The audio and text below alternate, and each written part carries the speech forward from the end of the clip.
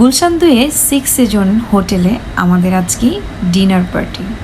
So বাফেটে আমাদের 10 জনের booking করা ছিল।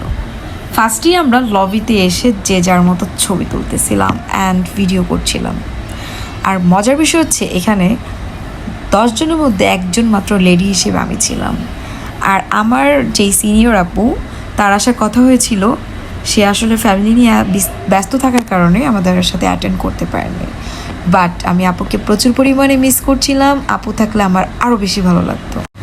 দেন আমরা ডিরেক্ট একদম 14 তলায় উঠে আমাদের মেইন গন্তব্যে চলে আসছি। যেহেতু 125টিরও বেশি খাবার, ফার্স্টে আমি ভিডিও করছিলাম যে কি কি আইটেম আছে এবং কেমন লাগছে তাদের পরিবেশনটা, এগুলো জাস্ট আমি ঘুরে ঘুরে ভিডিও করছিলাম। যেহেতু আমাদের প্রতি মান্থই একটা করে মিটিং হবে এবং এক এক সময় এক এক 5 স্টার আমরা যে মিটিংটা করব, যেহেতু ইম্পর্টেন্ট মিটিং, ভালো প্লেসে না হলে তো হবেই না। আর যার কারণে আমি একটু সাজুগুজু করে আসছিলাম। যদিও আমার প্ল্যানিং ছিল আমি একটু শাড়ি পরবো, বাট আমার বোনরা বলেছিল যে না, 3 পিস পরলে খুব ভালো লাগবে। আর রিজনটা হচ্ছে আমি কিন্তু শাড়ি পরতে পারি না, যার কারণে এইটা আমাকে বলছে। কারণ শাড়ি পরলে তো আমাকে পরায় দিতে হবে আমার বোনকে, ওরা একটু প্যারা হয়ে যাবে, যার কারণে আমাকে এই ডিসিশনটা দিয়েছে। আর আমি ফার্স্টেই একটু স্যুপ নিয়ে নিচ্ছিলাম অ্যান্ড ওদের বিভিন্ন মানে সালাদ টাইপের খাবার খেয়েই আমি চলে গিয়েছি ডেজার্ট আইটেমে। অ্যান্ড ওদের ডেজার্টে যা যা ছিল, মানে দেখা যাচ্ছে 100-এর মধ্যে 60%টাই আমি আগেই নিজের মতো করে যেগুলো খেতে পারবো বা আমার পছন্দের, সেগুলো আমি আলাদা করে ফেলেছি। কারণ আমি ভাবলাম মানে একদম লাস্টের দিকে আমি ডেজার্টটা খাবো, বাট আমি ফার্স্টে ডেজার্টগুলো নিজের মতো করে চয়েস করে এটা আলাদা করে রেখে দিয়েছিলাম। অ্যান্ড এটা আমার কাছে লাইভে ওরা যে রান্নাটা করছিল, দেখা যাচ্ছে ওদের খাবার যেটা যেটা ভালো লেগেছে, যেটা যেটা আমার কাছে ভালো লাগে নাই, অবশ্যই সেটা আমি শেয়ার করব। ফার্স্টেই আমার স্যার অ্যাকাউন্টস, সে আবার আমাকে সব কিছুতে হেল্প করছে। তুলি এটা ভালো লাগবে, এটা ভালো লাগে, এটা খাও, এটা খান। তো স্যার নিজে আমাকে হেল্প করছিল, সার্ভ করছিল। আর দেন আমাকে যেটা সাজেস্ট করতেছিল আমি সেটাই খাচ্ছিলাম। আমার কাছে মনে হয়েছিল, কারণ আমি তো অপচয় করতে পছন্দ করি না, যেটা আমার ভালো লাগে আমি সেটা নিয়েছিলাম। আবার স্যার কিছু স্পেশাল কিছু সাজেস্ট করেছে, সেটাও আমি আবার নিয়েছি। তো সব কিছু মিলিয়ে আলহামদুলিল্লাহ আমাদের ডিনারটা অনেক বেশি ভালো ছিল, মিটিংটা অনেক বেশি ভালো ছিল। যেহেতু প্রতি মান্থই আমাদের একটা করে মিটিং হবে এবং এই মিটিংটাও আমাদের অ্যাচিভ করতে হয়, অ্যাচিভ করার পরেই তো আমরা মিটিংয়ে চলে আসবো, তাই না? আমি আবার ঘুরে ঘুরে ওদের আইটেমগুলো একটা একটা করে উঠাচ্ছিলাম আর ভিডিও নিচ্ছিলাম। আর মূলত আমি কিন্তু খাবার মানে অপচয় করা পছন্দ করি না। যতটুকু খেতে পারবো ঠিক ততটুকু করেই আমি নিয়েছি এবং সবগুলি আমি কমপ্লিট করেছি। বাট ওদের যে যে খাবারগুলো আমার বেশি ভালো লেগেছে সেটা হচ্ছে নেহারি। ও মাই গড, মানে স্মেলে আমার খেতে ইচ্ছে করছিল। সো যাই হোক, আমি নেহারিটা একদম 10-এ 10 দিব ওদের। দেন যারা রাইস খেতে পছন্দ করে তাদের জন্য রাইসও ছিল। যাই হোক, সবাই তো বাসায় রাইস খায়।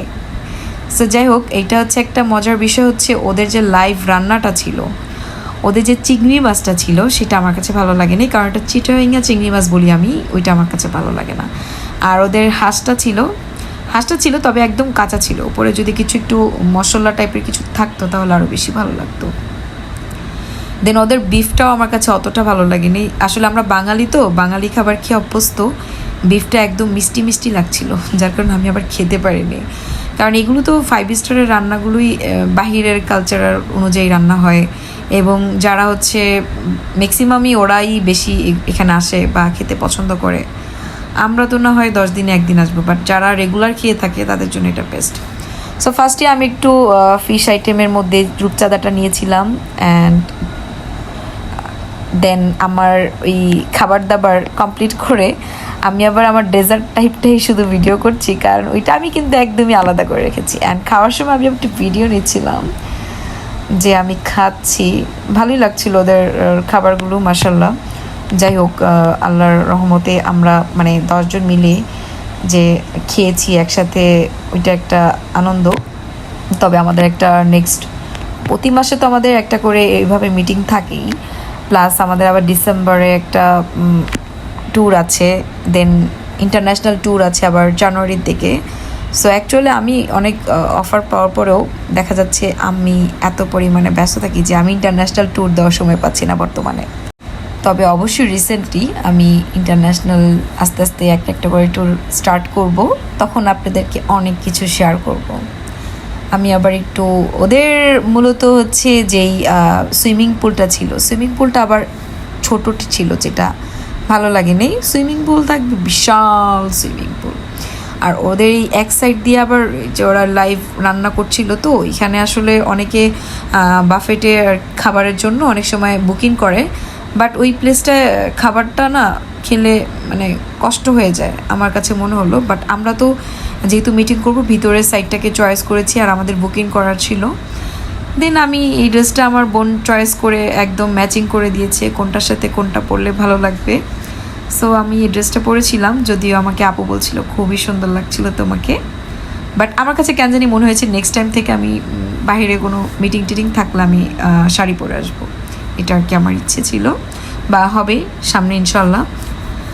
দেন আমরা যদিও সন্ধ্যা 6টায় আমরা অফিস থেকে রওনা হয়েছিলাম, দেন ওখানে যে পৌঁছাইছি সন্ধ্যা 7টায়, বাট আমাদের মিটিং শেষ করে রাত 11:30টার দিকে আবার বাসার উদ্দেশ্যে রওনা দিয়েছিলাম। যদিও আমার স্যাররা ছিলেন, তারা কিন্তু আমাকে হেল্প করেছে, যেহেতু আমি একা বাসায় যাব, আমাকে অর্ধেক পর্যন্ত একদম এগিয়ে দিয়েছে। সো তাদেরকে সবাইকেই অনেক থ্যাংক ইউ, অ্যান্ড নেক্সটে দেখা হবে পরবর্তী কোনো একটি গন্তব্যে। সো ভালো থাকবেন সবাই, অ্যান্ড বেশি বেশি করে আমার ভিডিও দেখবেন। টাটা।